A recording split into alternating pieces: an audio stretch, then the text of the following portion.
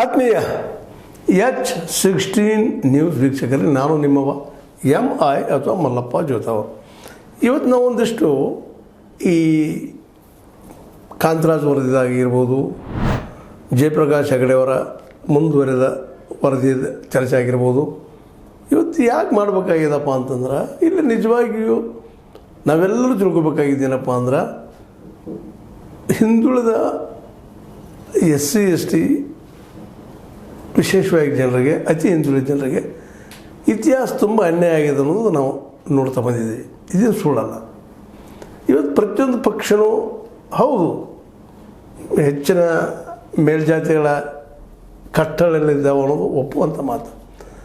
ಆದ್ರೆ ಇವತ್ತು ನಾವು ವಿಚಾರ ಮಾಡಬೇಕಾಗಿದೆ, ಈ ಜನ ಜಾಗೃತಿಗೊಳ್ತಾ ಇದ್ದಾರೆ. ಹಿಂದುಳಿದವರು ಜೊತೆಗೆ SC ST ಜನ ಮತ್ತು ಜಾಗೃತಿಗೊಳ್ಳಲೇಬೇಕಾಗಿದೆ. ಯಾಕಪ್ಪ ಅಂತಂದ್ರೆ ಇವತ್ತು ಪರಿಸ್ಥಿತಿ ಏನಾಗಿದ್ರೆ, ನಿರುದ್ಯೋಗ ಸಮಸ್ಯೆ ಮ್ಯಾಕ್ಸಿಮಮ್ ಈ ಒಂದು ಸಮುದಾಯದ ಜನ ಇದ್ದಾರೆ. ಅದರನ್ನು ಅತಿ ಶ್ರೀಮಂತರು, ಕಾರ್ಪೊರೇಟರು ಅಥವಾ ಇನ್ನುಳಿದ ಅಧಿಕಾರಶಾಹಿ ಜನ, ಇವರು ಈ ಸಮಸ್ಯೆ ಇವ್ರಿಗಿಲ್ಲ. ಯಾಕಂದರೆ ಈಗಾಗಲೇ ಅವರು ನೌಕರಿ ಮಾಡ್ತಾ ಇರ್ತಾರೆ, ಮತ್ತೇನು ಮಾಡ್ತಾ ಇರ್ತಾರೆ, ಉದ್ಯೋಗ ಮಾಡ್ತಾ ಇರ್ತಾರೆ. ಉದ್ಯೋಗ ಅಂದರೆ ವ್ಯಾಪಾರ ಮಾಡ್ತಾ ಇರ್ತಾರೆ ಬಂಡವಾಳಶಾಹಿಗಳು. ಇದನ್ನು ನಾವು ಟೀಕಾ ಮಾಡ್ಬೇಕಂತ ಹೇಳ್ತಾ ಇಲ್ಲ. ಈ ಒಂದು 10% ಜನರಿಗೆ ಏನು ಚಿಂತಿಲ್ಲ. 90% ಜನರಿಗೆ ತೊಂದರೆ ಆಗಿದೆ. 90% ಹೆಚ್ಚು ಇವರೇ ಇದ್ದಾರೆ. ಎಲ್ಲೋ ಒಂದಿಷ್ಟು ಅಲ್ಲೆಷ್ಟು ಇಲ್ಲೆಷ್ಟೋ ಜನ ಅದರಲ್ಲೇ ಮೇಲೆ ಇದ್ದಿರ್ಬೋದು. ಆದರೆ ಇಡೀ ವ್ಯವಸ್ಥೆ ಬುದ್ಧಿವಂತರ ಕೈಲದ.